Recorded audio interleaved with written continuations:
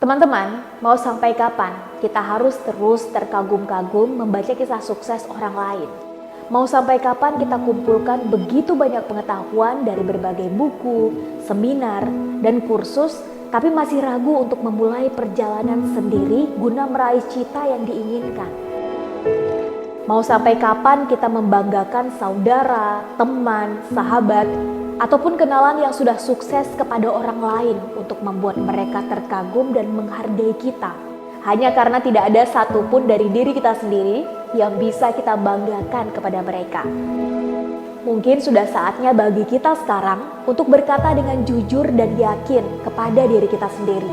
Katakan ini dengan lantang, dengan bekal tekad, keyakinan, dan pengetahuan yang sudah saya punya. Saya akan mulai menuliskan satu demi satu kisah sukses saya sendiri.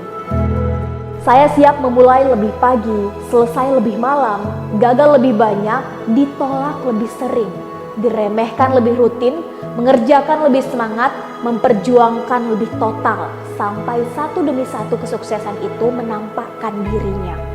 Sampai satu demi satu keberhasilan itu menunjukkan wujudnya.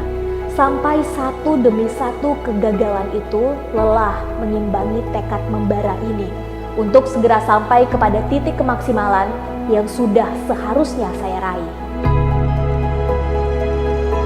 Sangat penting bagi kita untuk mengatakan dan melakukan itu, karena sesungguhnya salah satu momen yang paling membahagiakan itu bukan tatkala kita bisa bercerita kepada anak dan cucu kita untuk mendapatkan sedikit pengakuan dan rasa hormat dengan berkata, "Duhai anakku, duhai cucuku, tahukah kamu bapak pengusaha A itu, bapak pejabat B itu, artis C itu, dan Ustadz D itu dulu adalah kawan dekat bapakmu dan kakekmu ini." Salah satu momen paling membahagiakan itu justru adalah ketika kita bisa menceritakan tanpa beban kepada anak dan cucu kita tentang cerita susah dan perjuangan diri kita sendiri, tentang cerita jatuh bangun menuju kesuksesan yang sekarang sudah kita miliki.